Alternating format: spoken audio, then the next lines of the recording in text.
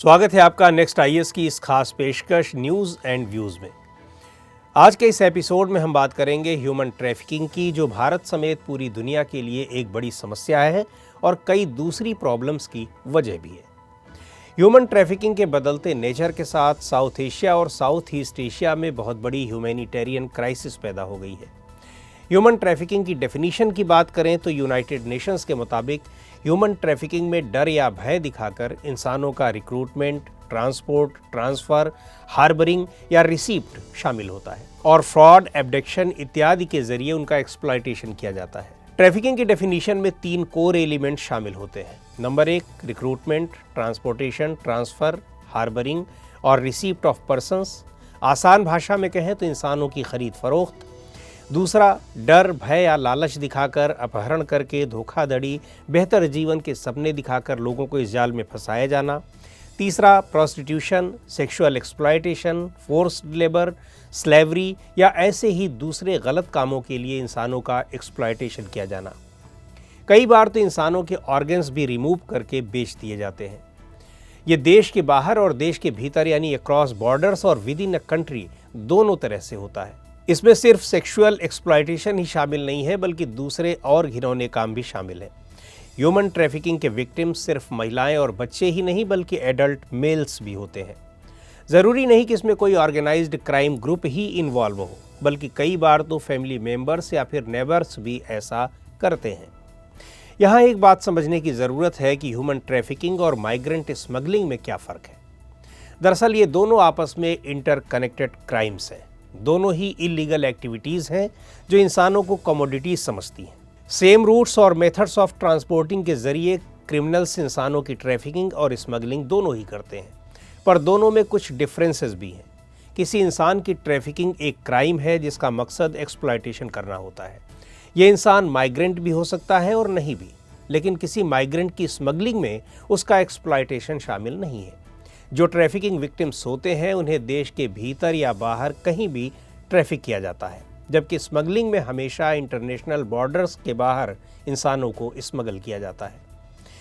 2018 में 148 देशों ने 50,000 ह्यूमन ट्रैफिकिंग विक्टिम्स को डिटेक्ट और रिपोर्ट किया। Europe, middle east, north America, east Asia और पैसिफिक रीजन के कुछ इलाके ट्रैफिकिंग विक्टिम्स के डेस्टिनेशंस हैं, जबकि ये विक्टिम्स दुनिया भर में कई जगहों से लाए जाते हैं।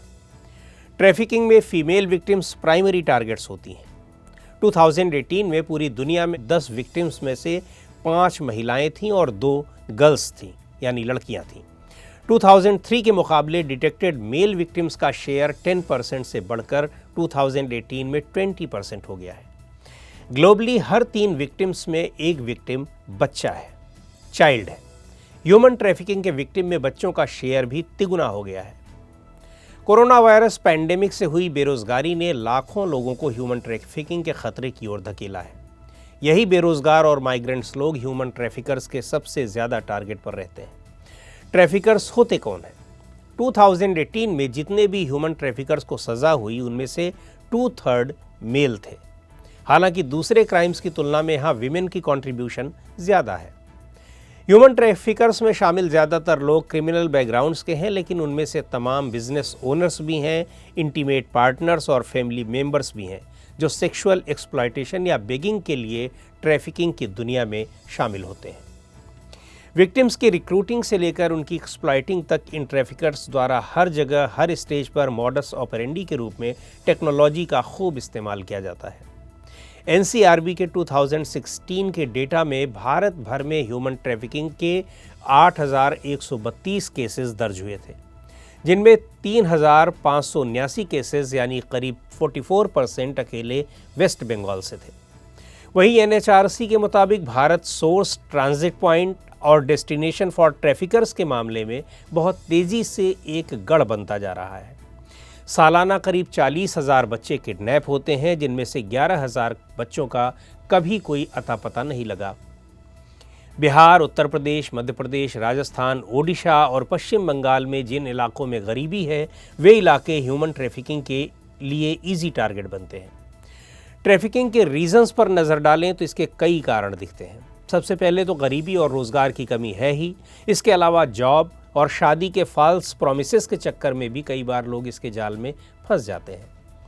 फ्लड या साइक्लोन जैसी नेचुरल डिजास्टर्स के कारण बेघर हुए लोग, अनडॉक्यूमेंटेड माइग्रेंट्स, डोमेस्टिक वायलेंस जैसी चीज़ों की वजह से भी ट्रैफिकिंग की घटनाएं बढ़ती हैं। ह्यूमन ट्रैफिकिंग के कई फॉर्म्स हैं। सेक्स, एंटरटेनमेंट और हॉस्पिटैलिटी इंडस्ट्रीज़ के लिए एक्सप्लॉयटेशन या डोमेस्टिक कामकाज के लिए नौकरों की तलाश, चाइल्ड मैरिज या फिर शादी के लिए लड़कियों की खरीद फरोख्त।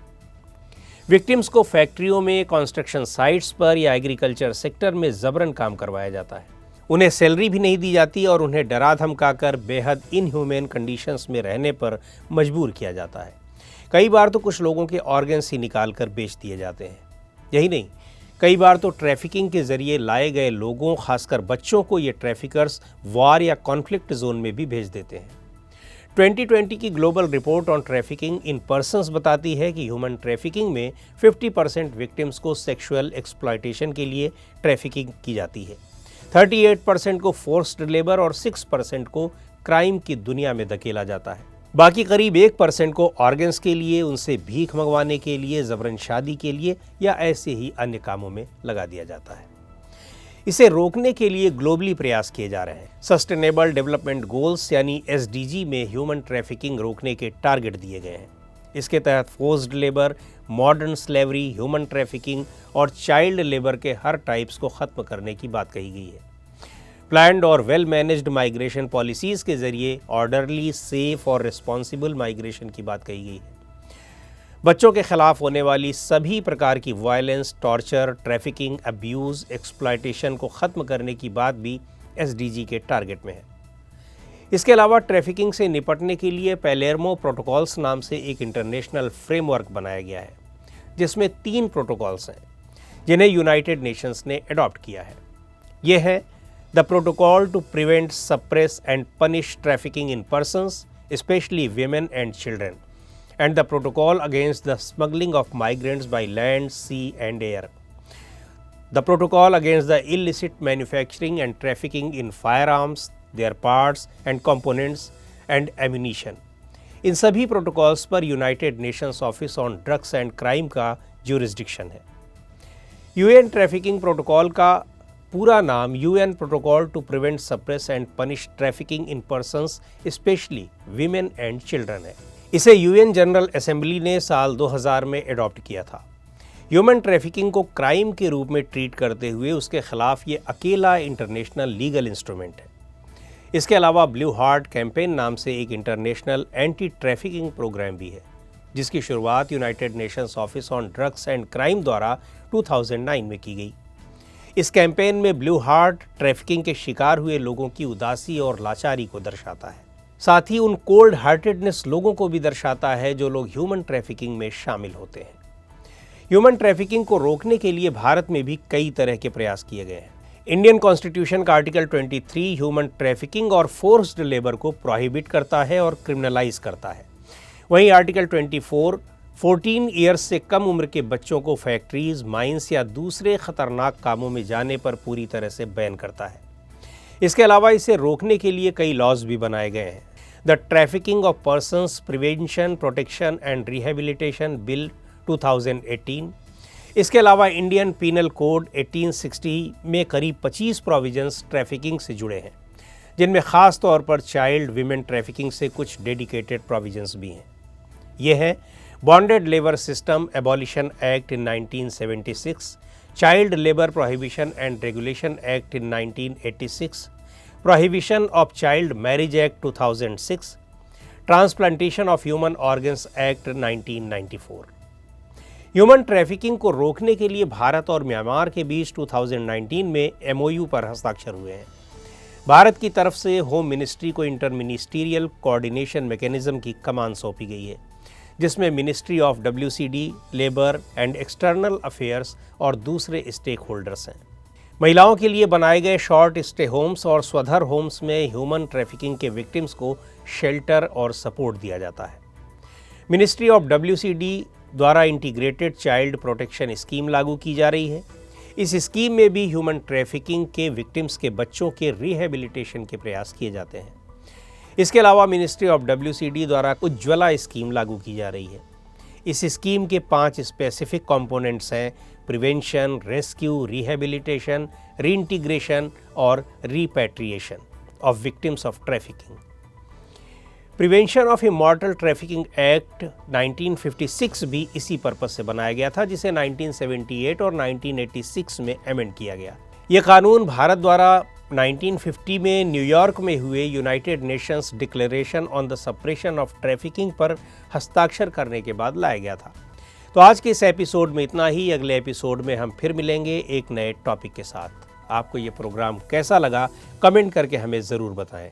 आप अपने सुझाव भी हमें भेज सकते हैं।